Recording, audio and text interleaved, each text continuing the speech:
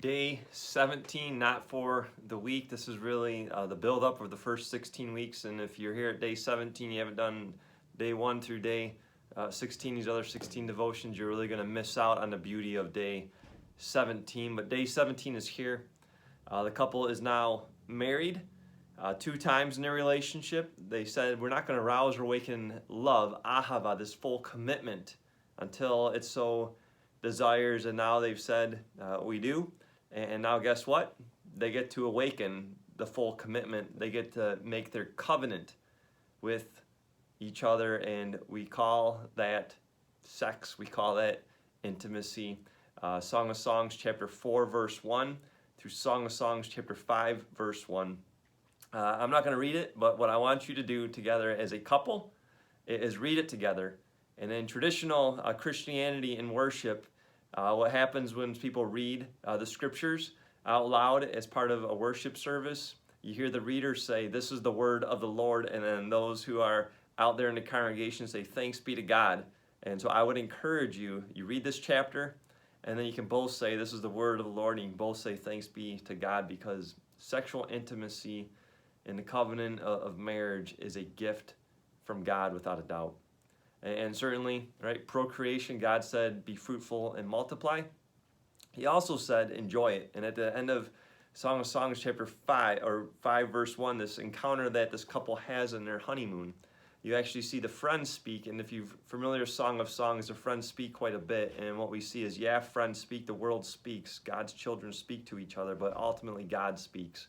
And so what God is saying there is, enjoy it, enjoy it. And the beauty of Song of Songs in this chapter, and then a couple chapters later, I think it'll be day 21, the truth of sexual intimacy in a marriage relationship is that it gets better. It gets even better, which is also a great gift from God.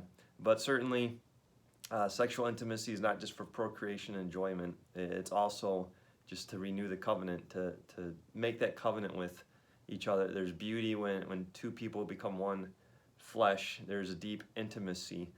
In Song of Songs, I'll tell you, this is chapter 4. What you see is, you see the young man leading. You see the young man being tender and romancing. You see a lot of huge biblical truths here. And I think that you too can read it and you actually kind of see what's happening through this wisdom poetry. But certainly it's life-giving. It's possessive. Right? There is beauty in this. And so I do hope that you enjoy chapter 4.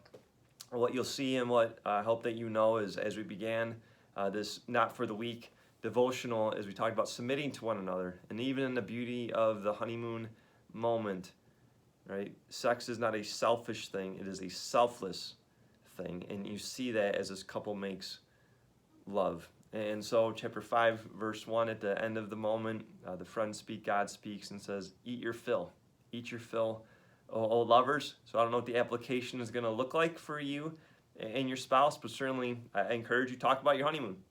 Some of the fun things, some of the rough things perhaps, right, where things didn't go like you thought they would go, right? But certainly just talk about the enjoyment of this gift that God has given to you.